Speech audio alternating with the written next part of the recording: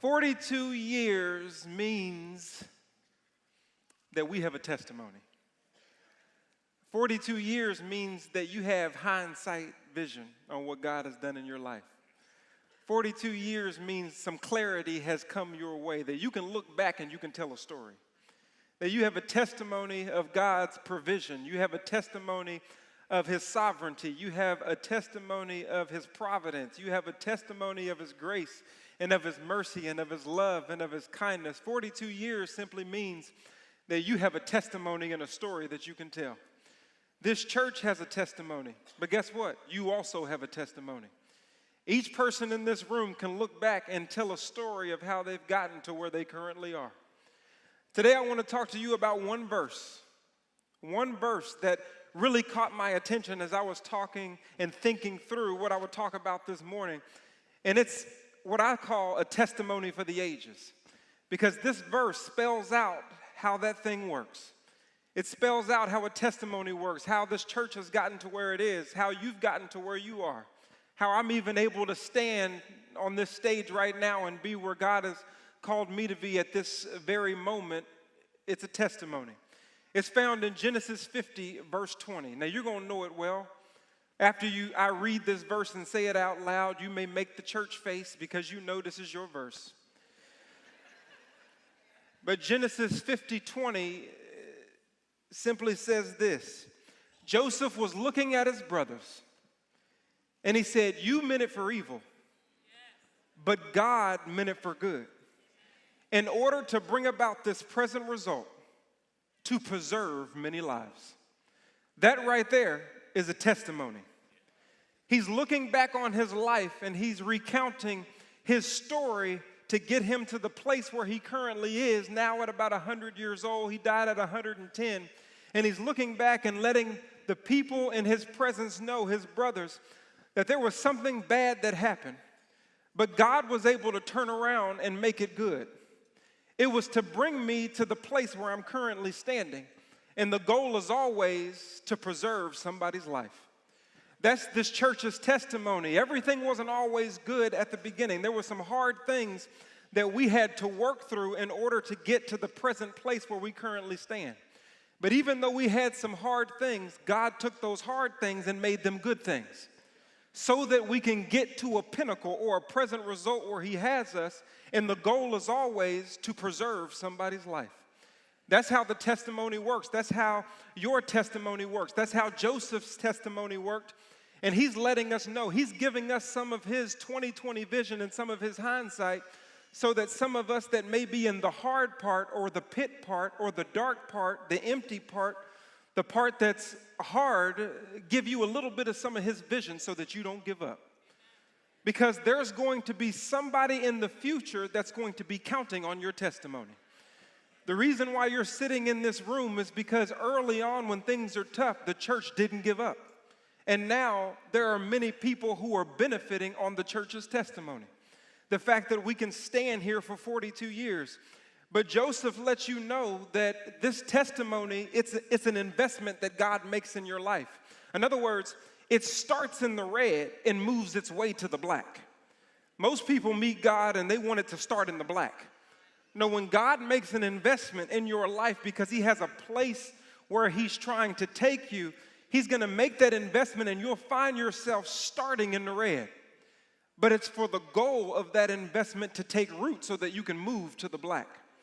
That's why you can't make the mistake and look at where somebody is currently and think that you know their story. You can't come to this church and sit down and see how big it is and all the land and all of the buildings and think that you know how we got here. A lot of people make assumptions when they look at other people and what they have or where they live and what they drive, and they start assuming things about them, but really the reality is you don't know them.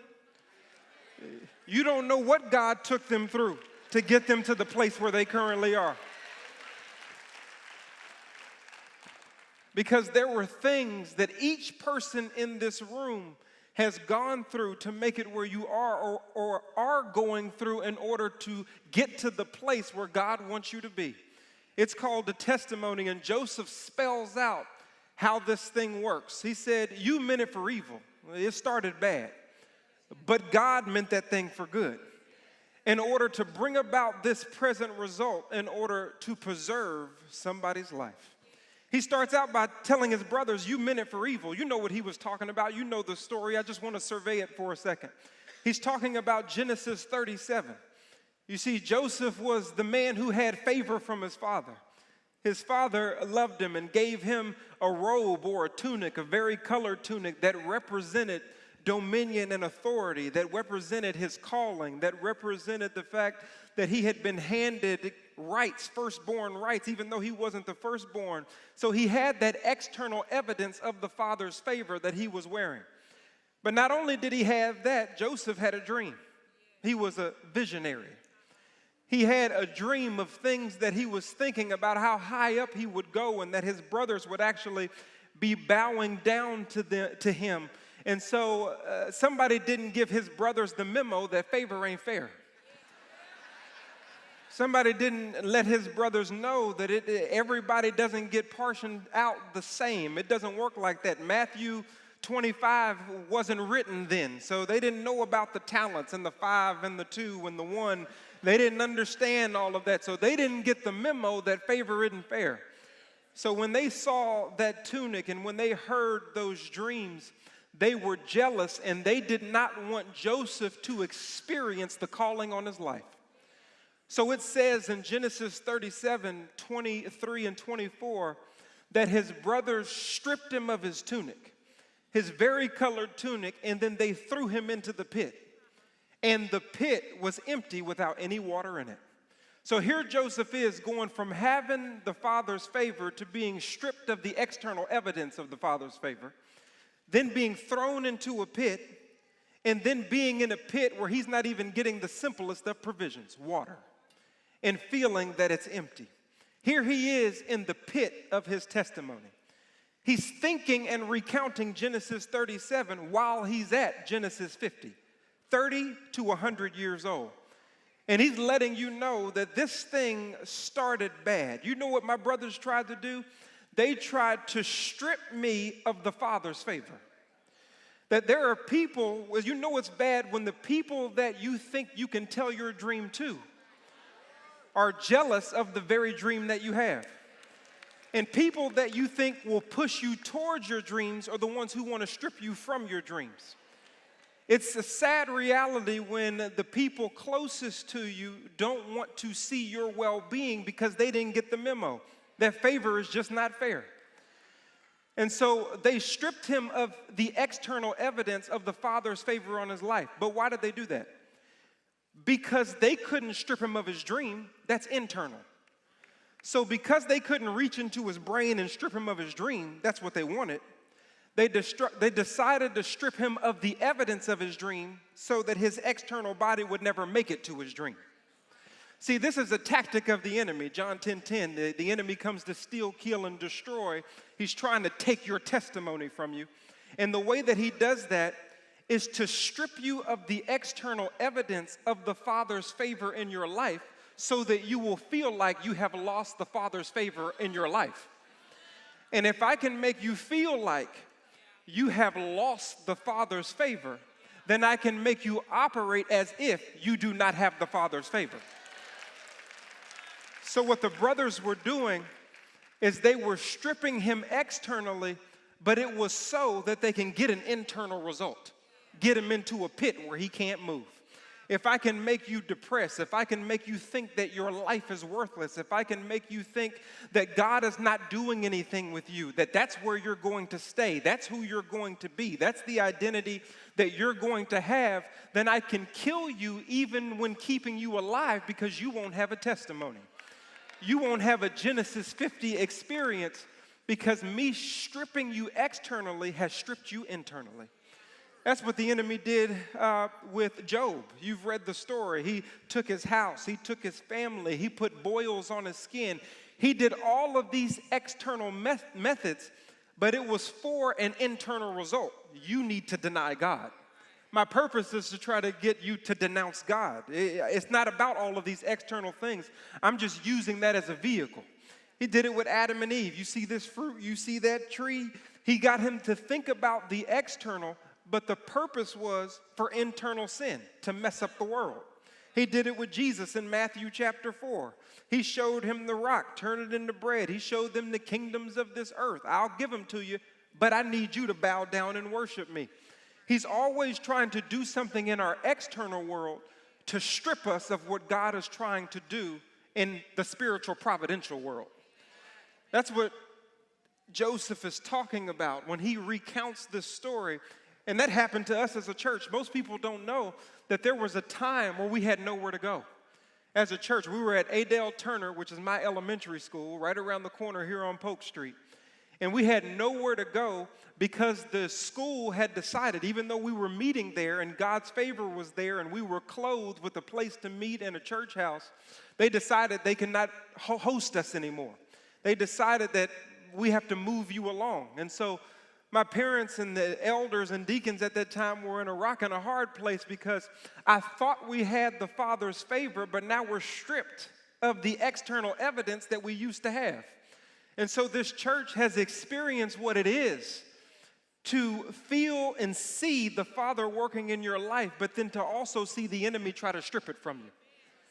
But just because the enemy strips it doesn't mean that God doesn't still have it. Just because you lose, because the enemy does this, just because you lose the external evidence of the Father's favor doesn't mean you don't still have the internal providence of what God is doing. We have to have clarity of vision, and Genesis 50 gives us clarity of vision based on this testimony.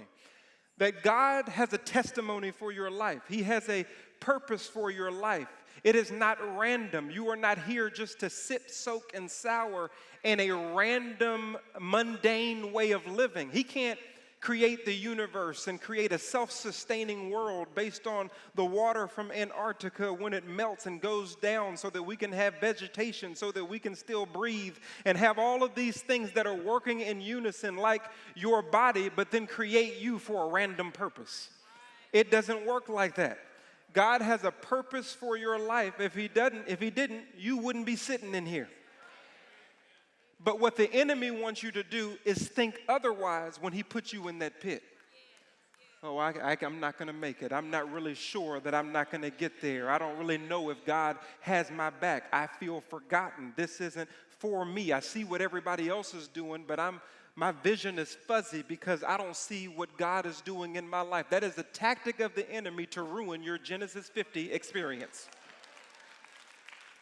That God is trying to do something, and Joseph is letting us know how this thing works. My mom can tell you of how she worked in the sweat factory for years at the beginning. We call it that because it was our garage. And in the garage, there's not no air conditioning up in there. It's hot. But she was trying to help Tony Evans get to where he was trying to go. And so she would call my sisters into the sweat factory so that they could put tapes in the envelopes. Tapes, not CDs, not MP3s. Tapes in the envelope to mail all over the country, national and international. They used to do that from their garage. She can tell you the story. So don't think just because this house looks like this now that it didn't start with some pit experiences. This palace is just a result of the pit experiences. This palace is just a result of the testimony of going through Genesis 37 to get to Genesis 50. That's what he did. He threw them into a pit that was empty and it was waterless. And if the truth be told, there are people in the room that are feeling empty. You're feeling like you're not even getting simple provisions.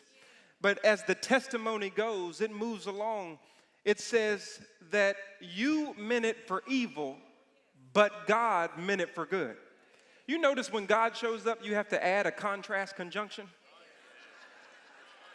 See, when God shows up, there is always a but, however, conversely. Something changes when God shows up. Mark 10:18 says, who is good other than God alone? And when he shows up with his nature and you get to experience it.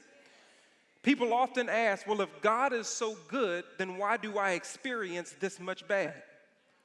Well, because when you experience the bad, that's what illuminates that he's so good. If everything was always good, you'd be confused on where the good is coming from. And he wants to make sure you're not confused when you get to your Genesis 50 testimony. He wants to make sure you know where this thing is coming from. I don't know if you've ever been to a superhero movie and the movie didn't have no villain or no problem. Well, that's a dumb movie. Nobody want to watch no superhero movie where he just flying around just because he got power. He needs to be able to fix something in order to throw on a super to his hero. And the reason why we know we serve a superhero, because we standing at 42 years, is because there was some problems that he redirected. It said that you meant it for evil, but God meant it for good. In other words, we're talking about the same Genesis 37 experience. But God changed the meaning of the same experience. Because we're talking about the same thing, but God is a meaning changer. He comes into the problem and he changes your testimony from a problem to a praise. You're talking about the same thing in your testimony. This is what happened, but let me tell you how God turned that thing around. Because what God does is he steps into those scenarios that you thought you would have never gotten out of, and he pulls you out of them because of who he is, not because of who you are, but it's because of who he is, so that when you give your testimony in your Genesis 50 experience, he is not excluded. Let me show you how he did that for Joseph. Joseph was stripped in chapter 37. But in chapter 41, you see 41 verses 42, starting there, you see that Pharaoh takes off his signet ring and gives it to Joseph, puts it on his hand. Then Pharaoh clothes Joseph with a royal robe. Then Pharaoh puts a necklace around his neck. Now, the necklace, the royal robe, and the ring mean that you share the authority of Pharaoh. It says that when you come through, everybody's going to bow their knee. Because Joseph had dreams that got him stripped, but he also had dreams that got him equipped. Don't you know that God will allow you to endure a stripping? But it's only because he's trying to position you for a future equipping. Understand that when you are down to nothing, it's only because God is up to something. You realize nobody can really strip you of what God has for you. But God will allow you to be stripped so that he can have you before he gives you what he has. We got to understand that what you're going through is for a testimony. Somebody's life is going to be preserved by your story. So you can't give up, because we're being preserved by this testimony. If my parents were to stop because they were stripped of Adele Turner, we wouldn't be in here right now preserving people's lives. The testimony has to start in the red, but it's only so God can move you to the black and you can say, it wasn't me, he did it. As I recount that story in my dad's story in Adele Turner, because I didn't finish it, we got stripped, and I remember him telling me that he went in to talk to a former linebacker of the Dallas Cowboys named Bob Brunick. Bob Brunick was in there, and I don't know what my dad was doing, but I could probably guess. Don't have anywhere to go. Bob Brunick plays for the Cowboys.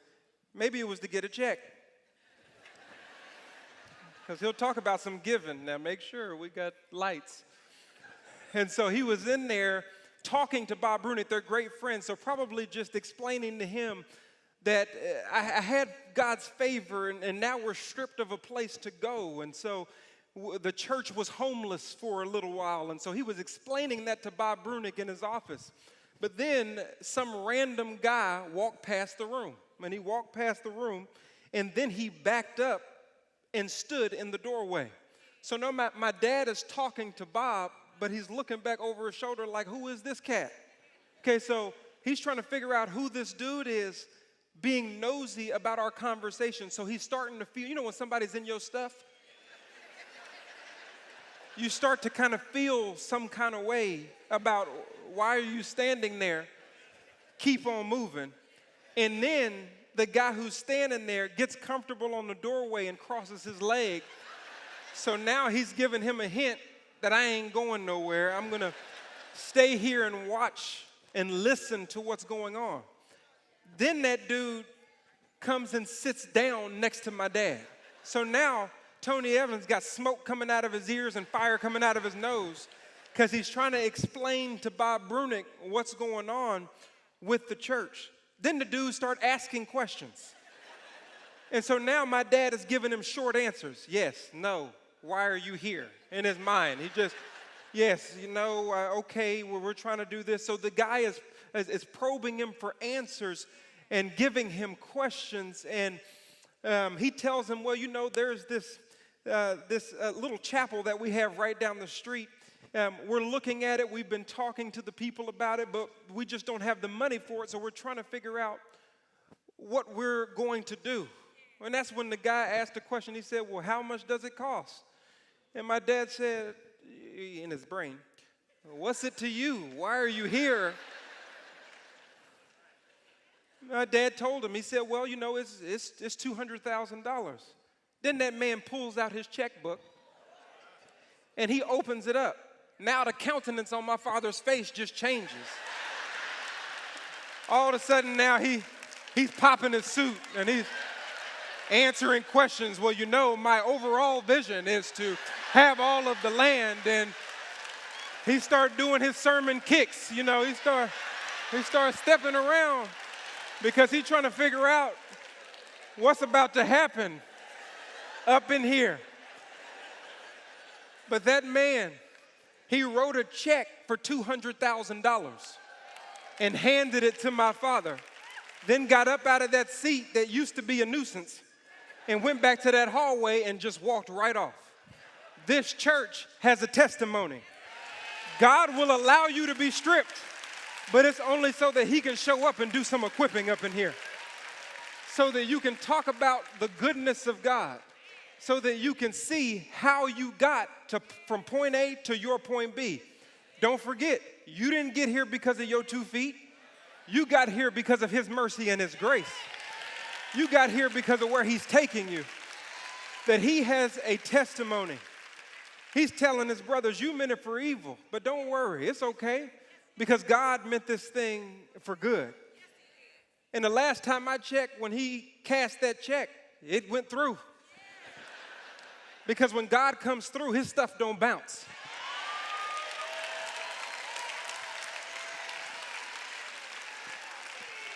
So I want to use our church, our testimony, to encourage somebody in their testimony.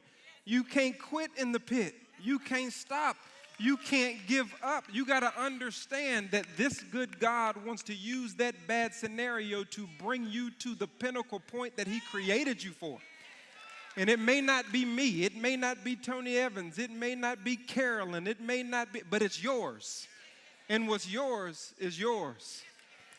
He's telling him, you meant it for evil, but God meant this thing for good. So God re-equipped him even though he was stripped. You got that?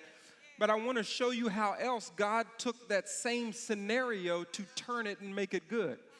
It says that the pit, Genesis 37, it says, verse 24, it says that the pit was empty without any water in it. Now I was thinking to myself, now why in the world, sometimes you have to read the Bible and then step back and think a little bit. Why in the world would the author go into so much trouble to tell you the nature of the pit? It's good enough that he got stripped and he in there. Why are you telling me that it's empty and it has no water in it? So I prayed about that for about 3 days. What is the correlation between Joseph having to experience not just a stripping, not just a pit, but also a pit that's also empty and doesn't have the provision of water in it? Then the Spirit threw it up into my mind and said, this is how it works. God will always prepare you for how he's about to use you. If you see in chapter 41, he's giving Pharaoh answers to his dreams that there is a famine coming. Pharaoh puts him in charge over a famine. A famine means you have people who are experiencing emptiness, no food, and who are experiencing no water. So what God will allow you to do is experience the purpose of what he's going to do when he puts you in the palace. Because he doesn't just want you to have the information. When you preserve somebody's life, you need to be able to sympathize with their weaknesses. So he has Joseph in a pit that's empty and waterless because I need you to be able to sympathize with some people who are about to be empty and waterless. When I reclothe you, I need you to know what to do. You can't, if somebody's experiencing sexual abuse, well, that's nice that you can talk to me from a book, but I want to know that you feel my pain. If somebody's experiencing a falling out of the family or a divorce, well, it's nice that you may be even the pastor, but let me talk to somebody that's experienced what I'm going through. There's a way that God wants to use you, and you can always get the identifier by how he's going to use you by keeping your eyes open in the pit. God will always give you evidence in your struggle. See, most people are thinking about the struggle, but they don't have their eyes open to the evidence. If you have your eyes open to the evidence, then even though you're in the pit, you know what God is going to do later.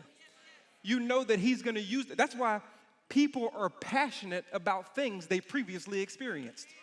Have you ever noticed that your passion to help somebody comes from the very thing you used to struggle with? God uses that and turns it upside down so that you can have a testimony to preserve somebody's life. Realize this is not just about you. Okay, we like to correlate scriptures, from the New Testament. I can correlate scriptures. You got Romans 8:28. God will work all things out for good for those who love God and are called according to his. See, we jump over pews and we swinging from the rafters on the first part. But he works it out for good because of his purposes. He's thinking about whose life he needs you to preserve. He's thinking about the outworking of his kingdom. A lot of people sit in the pit for an extended amount of time because they want God to change things for their own Christian narcissism. They want God to bring a cloud down to sit on them, for their throne, for their omniscience, for their omnipresence, for what they want to do in their life. You ain't the king, boo-boo. Jesus is trying to do this for his kingdom, for his glory. That's why you're going through what you're going through. So you can't quit. You can't give up. We're sitting in these pews not because we haven't been stripped, but because we kept walking and God equipped. He put us in this place. Joseph got to a point, 41:51. He named his son, Genesis 41:51, he named the fruit Manasseh. He named him Manasseh because it means the Lord has made me forget about all my troubles. Hold on, you forgot?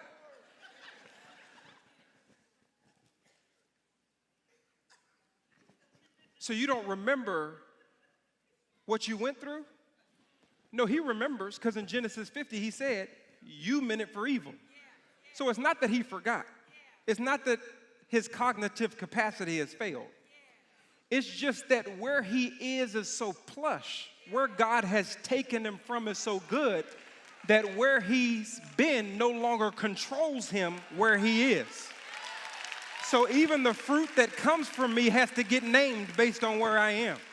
I didn't name him Pain. I named him Manasseh, which means I don't even remember that stuff. My mom could tell you, I told you about the sweat factory. But when I asked her about the sweat factory, she would always call my sisters in there to help. And, they'd be like, oh, here we go, it's hot. You get frustrated when it's hot, So they're in there trying to help my mom out in the sweat factory. And when I asked her about those days, I said, man, I know that was rough because I wasn't there. I got the best position in the house, baby of the family. All of that rough stuff is over. It's just party, sleep, have fun, bring me something to drink. I'm having fun.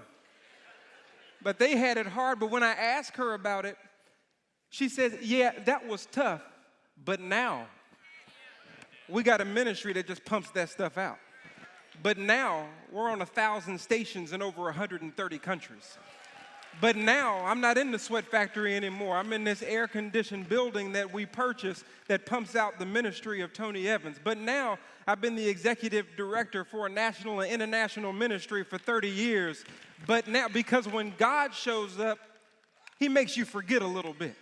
You got a little bit of amnesia when it comes to what's going on in your life. Not because you forgot, but because he's just that good. My wife, our first child, for all of you pregnant ladies in the room right now, this won't be your story. But our first child, sweet Kelsey, here she is down there not looking at me. Now I know why God used me, why my dad used me in illustrations all the time, easy pickings. But it wasn't her fault. We got induced with Kelsey probably a week before she was scheduled to be born because they said she was going to be a big baby. And sure enough, she came out at 8'8". So if we would have waited a week, she might have hit that 9. Okay? Our two sons were 9'5" and 9'1". So we ain't playing no games. But we went in, and they laid down, and they gave her medication.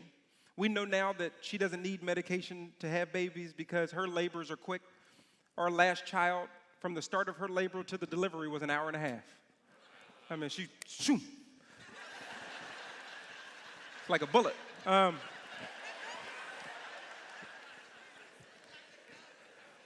But this one, we didn't know it was our first time, and so we had some medication. We got induced.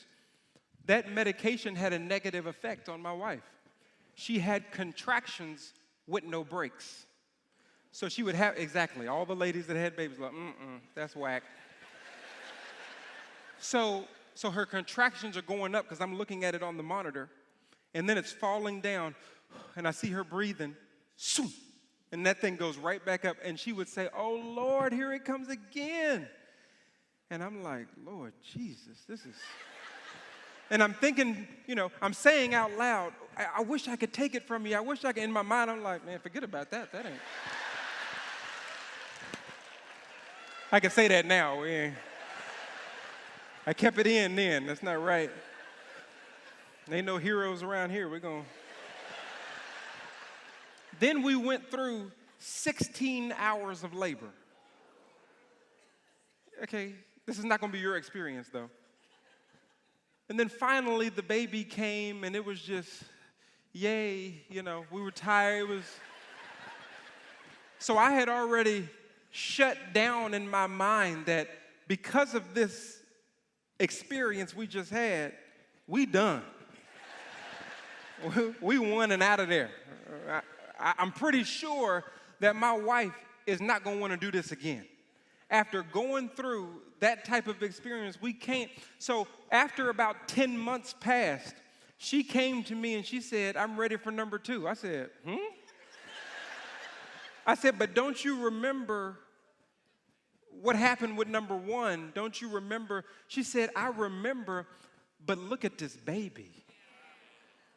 So what she was looking at overrode what she remembered about the pain of the birth. So I said, "Are you sure you want to do this?" And she said, "I'm sure I want to do this." Now I start getting excited. Because while she was telling me she wants another child, I kind of know what that means for me. So while she was talking, I was just like this. I'm ready whenever you're ready. I was just doing the stanky leg. I'm like, just give me a word, Cornelius. Just give me a word. I didn't know we were going to do it, but if you're going to do it, just say something.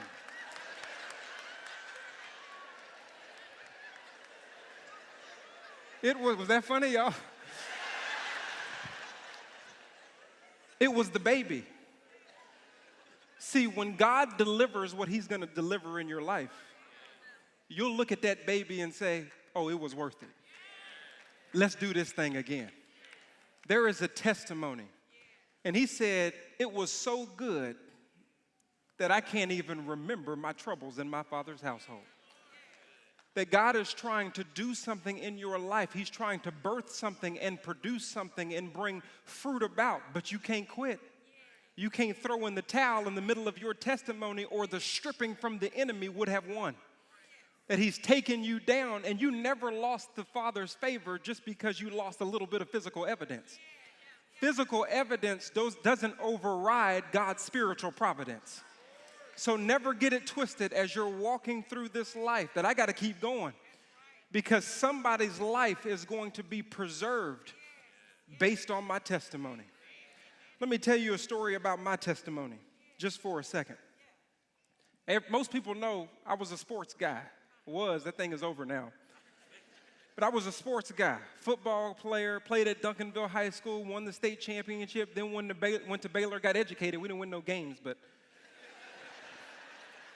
my parents thought I was a winner because I got a full scholarship. That means you won. I care less how many games you win. So I've got a full scholarship, full ride to go to Baylor University, and I had a dream. Everybody knows my dream was to play in the NFL. I wanted to play in the NFL, and I told God, just allow me to run out the tunnel. I just want to run out the tunnel. I just want to feel the fire and see the planes and hear the crowd. I just wanted that opportunity to play a few games in the NFL. And I got a chance. I was picked up in the 2005 draft class by the Dallas Cowboys. Some of you Cowboy fans know that's the draft class of Marion Barber and DeMarcus Ware and Jay Ratliff and all of those guys. You don't know me because they were better, but I was there. They still write checks to everybody. I was in there. So I was there, but 3 weeks into being equipped, I was stripped. I walked up to the door, and the guy that we call the Grim Reaper, he stepped out and put his hands on my chest. Then he reached out and he took the playbook. He didn't say a word. He just pointed that way. Because you know what that means. He just go on back. Now, I only had 20 minutes to mope because I'm playing for the Cowboys. I'll be home in 20 minutes. So it's not like I got a flight to cry about it. No, I've got to go home and try to reassemble. And then I got a call from the San Diego Chargers. I said, okay, God, let's make this thing happen. Let's make this dream come to life. And then they said, but we're going to allocate you to NFL Europe so that you can develop. I was like, develop? I don't need to develop. So I go to this NFL Europe League, and things keep going downhill. We're in training camp, and you have a 2-hour practice. Then they let you take off your helmet and eat a banana and an apple, put it back on, and go do another 2-hour practice. I said, this ain't for me. I don't want to do this. We're out there in Tampa. It's hot. We finally fly to Germany. It's white walls, white sheets, no English-speaking channels for several months. I wanted to quit. I called my dad, and I told him, I said, I'm going to quit football. I'm out. I'm done. This is not for me. So I said, book a flight because I don't have no money. Me and my brother always talking about we ain't got no money, and we need him to co-sign. I don't need him to co-sign. I need him to sign by himself.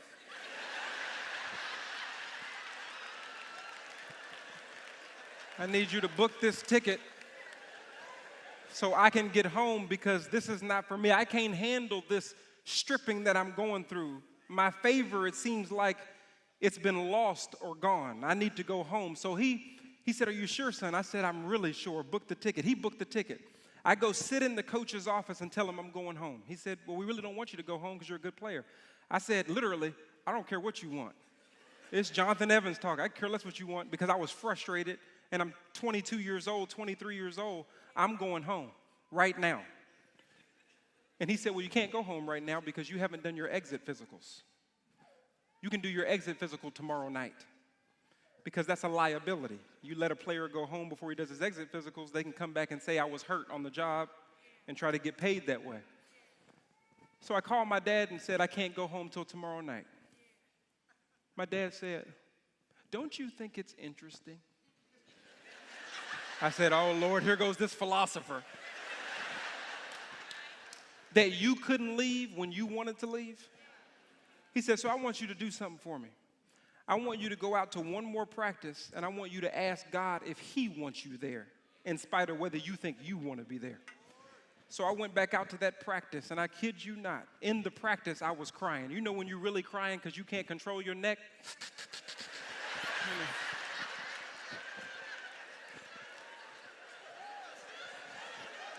I'm crying. My neck is cocking back. I can't do nothing about it. because I don't want to be there. This is a pit for me. It's a pit experience, but I ask God, if you want me to be here, then you're going to have to give me a peace that surpasses all understanding. And I kid you not, the next time I put my hand in the dirt, that's exactly what I felt.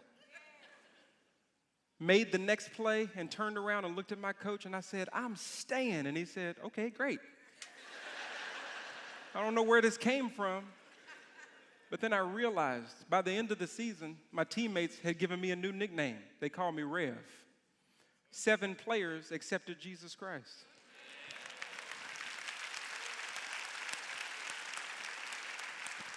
So now I know the business transaction that has to take place to get on the field in the NFL. Oh, so all I got to do is pray for people and lead people to Jesus. Now you're going to let me run out the tunnel, right? So I'm young, so I'm trying to manipulate God for him to put me in the palace where I see myself. So I go to the Titans. I do it, what God has called me to do, but I still get cut. I go to the Washington Redskins. I do it, but I still get cut. But finally, in 2011, I'm standing in the tunnel. I circle back around to the Dallas Cowboys. And I called my dad, and I said, Dad, we did it. We here. I'm about to run out the tunnel for the first time. And my dad said, amen, son. Amen. Now, what you should be wondering is, why in the world you got your cell phone in the tunnel? Because the first time I ran out of the tunnel, for my first NFL game, I wasn't the player, I was the chaplain.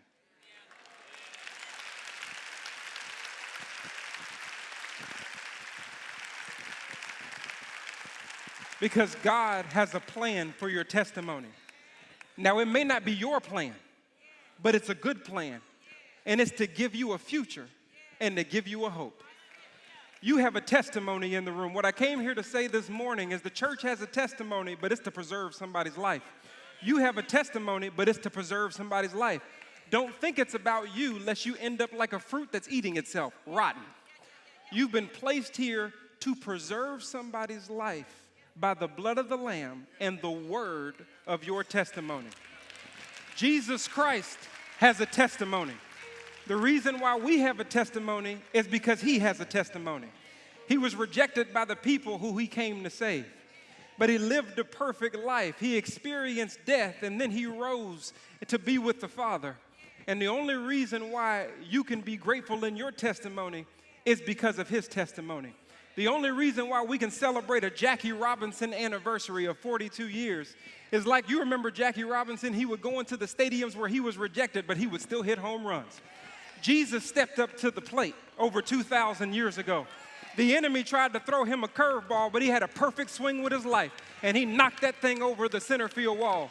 He ran around first base of his humanity, second base of death and rejection, third base of resurrection, but then he came home to be seated at by the right hand of the Father, and we can celebrate our testimony because of the home run that he hit.